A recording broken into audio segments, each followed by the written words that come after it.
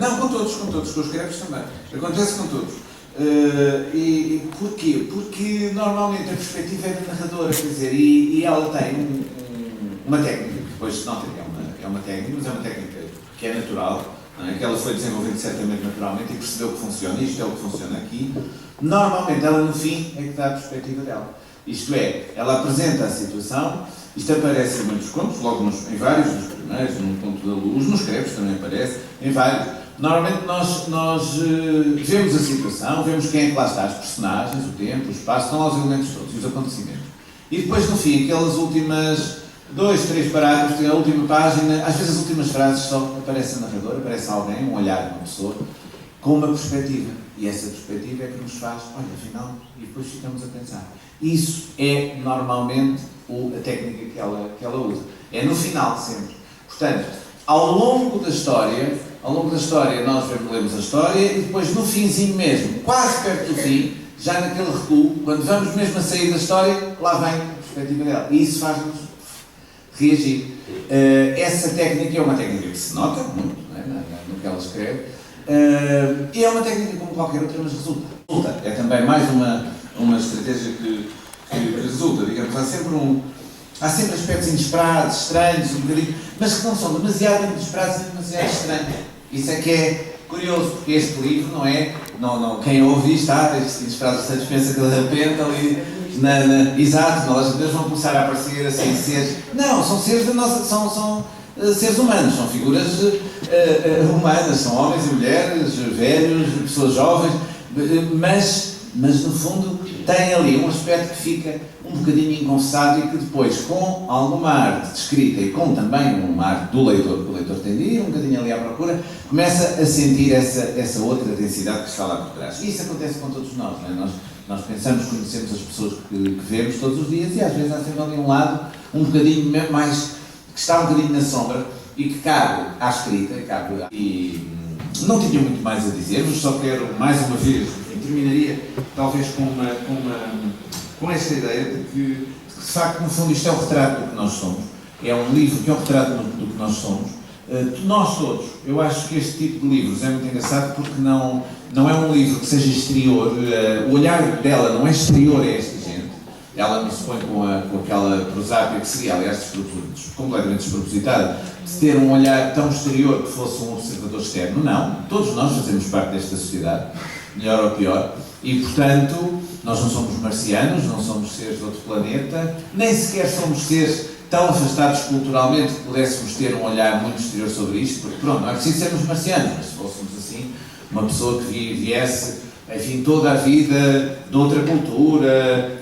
e que nunca tivesse vindo, sei lá, um país como Portugal e que tivesse vindo do interior da Birmânia ou uma coisa assim, chegasse aqui e visse tudo isto, poderia talvez ter esse olhar exterior. Nós não temos. Nós todos somos um bocado assim, melhor ou pior de uma maneira ou de outra, todos nos reconhecemos um bocadinho neste olhar e nesta realidade, não é? Portanto, há aqui uma espécie de partilha de qualquer coisa que tem a ver connosco, com o nosso aparente cinzentismo, com o nosso conformismo também, muitas vezes, a nossa maneira de nos conformarmos perante as situações, que isso é muito português também, com as nossas pequenas fugas, com as nossas pequenas evasões, com tudo isso que também está aqui. Portanto, tudo isso está nesse livro, com a tal busca do prazer que eu também falei, porque há momentos aqui de humor, pequenos momentos de humor, de prazer, que têm a ver com isso, mas também com o tal travo de angústia e de melancolia que vem atrás do dito prazer, não é?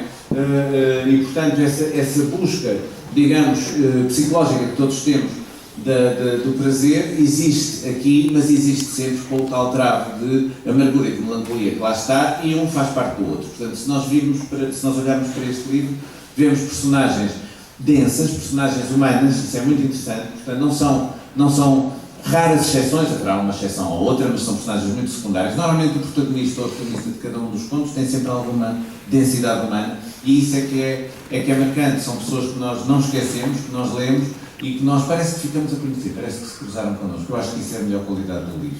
Portanto, desejo-vos uma boa leitura, dou-vos parabéns a Miguel, mais uma vez, e acho que me fico por aqui. Muito obrigado. Como devem calcular, é muito estranho, pela primeira vez, ouvir alguém falar tão pormenorizadamente daquilo que a gente acabou de produzir. Eu tive aqui, enquanto o Dr. Fernando estava a falar, eu tive aqui a pensar que eu nem agradeci direito aos meus amigos que estão anteriores. Vou fazer só um parênteses. Quando comecei a pensar nesta hipótese de publicar, eu que gosto do lado mais republicanos, comprei na Dívida Amazon uns livros sobre como escrever para crianças, depois eu tenho os projetos como escrever para crianças, e o livro diz tudo, desde a parte da seleção dos temas, tipo de linguagem, tipo de público, etc, até que se chega ao dia do lançamento. E no dia do lançamento diz assim: não se admire se nesse dia estiverem lá duas pessoas que não conhece, os seus familiares e alguns amigos. Eu não sei se estão aqui duas pessoas que eu não conheço, mas está aqui uma sala cheia de amigos a quem eu não tinha agradecido Alguns devidamente. amigos, alguns não têm propriamente, é ser muito definido. E por isso eu tenho que vos agradecer a todos, à minha família, que vieram todos muito longe, alguns amigos que vieram também de muito longe, em um dia de chuva, e eu não tinha feito isso ainda, praticamente estava aqui com um certo pesar, não o ter feito. Depois, já falou tudo sobre o livro. Portanto, eu acho que sobre o livro não tenho muito mais a dizer. Imagino que vocês aí da sala têm algumas perguntas e que sejam: o que é que pediu agora aquela mulher para ser escritora? Segundo, como é que ela arranja tempo no meio daquilo tudo para escrever? Terceiro, o que é que acha que ela tem assim tão importante para nos ouvir agora, para querer comunicar, para querer partilhar connosco? Vou ver se consigo assim rapidamente responder às três. O Dr. Fernando já deixou isso claro, não me resolvi ontem que queria ser escritora. Quem me conhece, estão aqui amigos de infância, sabem do meu gosto pelos livros, os meus irmãos sabem, todos estão sempre a perguntar quando é que eu escrevo o livro, não sei o que é que eles querem dizer por aquilo. Portanto, sabem que sempre gostei de livros, sempre gostei de ler, isso faz parte da minha vida.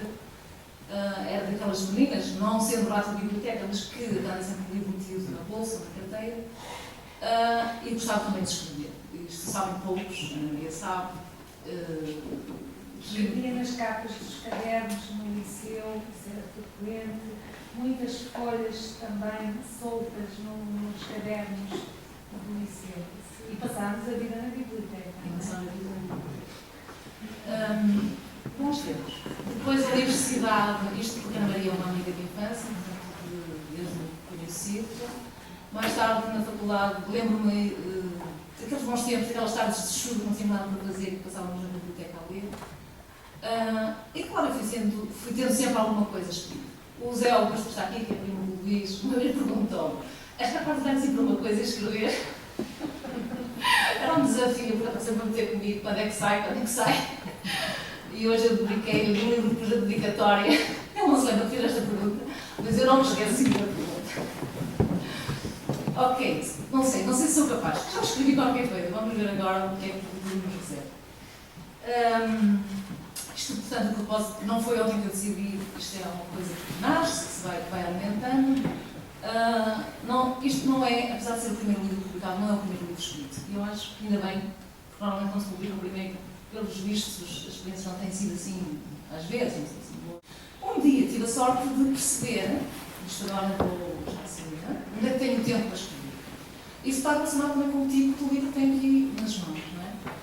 Não tenho, e quem me conhece sabe, que coordenei um conjunto de bibliotecas ainda extenso, portanto são, não sei, 78 bibliotecas, 39 professores bibliotecários neste momento já foram mais, tenho 3 filhos, uma gata, um marido, aquela casa enorme, com jardim, já tudo por aí fora, e não nos sobra muito tempo. Portanto, neste momento seria pensava fazer uma coisa grande, mais volumosa, um romance. Isso para mim está fora de questão, porque é preciso disponibilidade de espírito, é preciso tempo para pensar, é preciso amadurecer aquilo que se vai fazer, de forma que assim, não é por aí o caminho.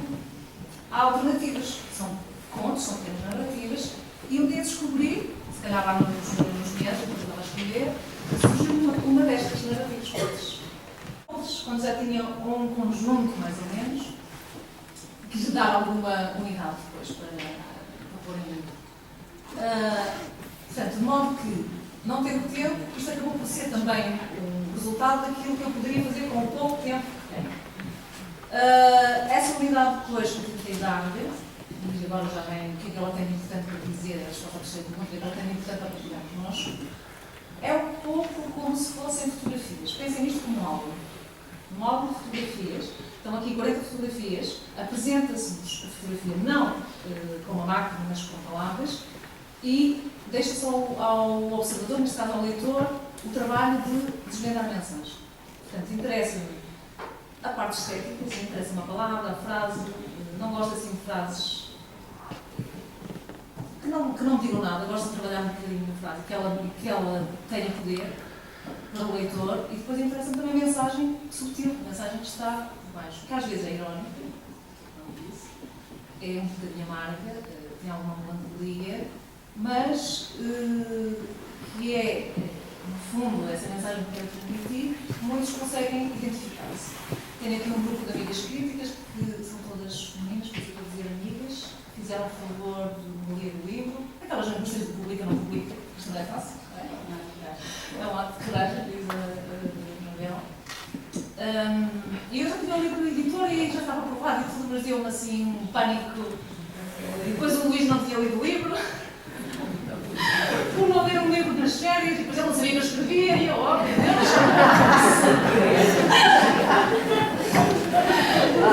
Como é que o homem não sabe que eu escrevo? Já estás casado comigo há 20 anos, eu não sabia isso!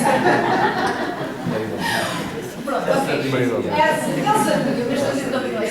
Eu também disse, bolas, também as mesmas disse. Essas amigas críticas, foi importante todas elas, porque eu dei a ler 2 textos, este não sei se está aqui, não sei se está, um que sairá futuramente, penso eu, e elas foram todas unânimes na observação que fizeram. Aposto neste, assim, aposto neste. A Manuel, a Isabel, a Esther, todas, a Cláudia, a Alice, a Zé,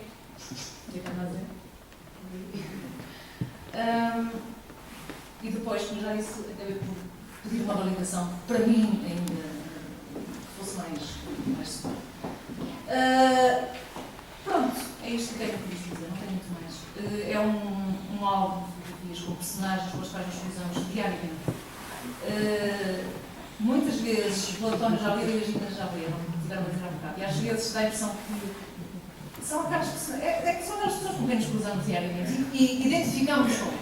Mas ganham vida própria. Mas ganham vida própria. E são mais que fotografias, são retratos, isto é. Porque na palavra retrato já está mais do que fotografia. O retrato é um retrato que vem por palavras, é um retrato escrito, é um retrato pessoal. É isso, mas é de facto um grande álbum de retrato.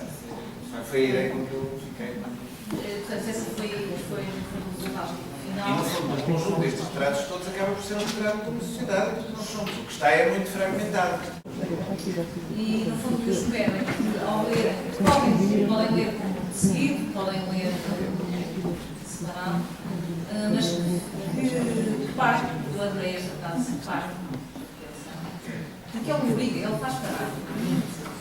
Fez-me a mim parar quando estava a escrever e penso que faz parar quem está a ler. Vou pedir, para não ser eu a ler, só para vocês ficarem assim com uma ideia que nós estamos a falar, ainda nem percebeu. Depois também a outra pergunta é os crepes num país de pés tristes. Mas isso eu não vos vou desvendar. Vocês vão ter de, foi a Manuel quem sugeriu e realmente concordei. Vão ter de ler. E este. Vão ter de ler. Não tem a ver com carparias, Teresa. A Teresa pensava que eu a brincar comigo vais abrir. Não tem a ver com crédito culinário, não tem a ver com nada disso. Mas também não vou desvendar. Agora é um jogo à volta do título. Pedia à Manuela para ler depois à Isabel, se não se importa, e depois à Nani. E talvez depois deixo-vos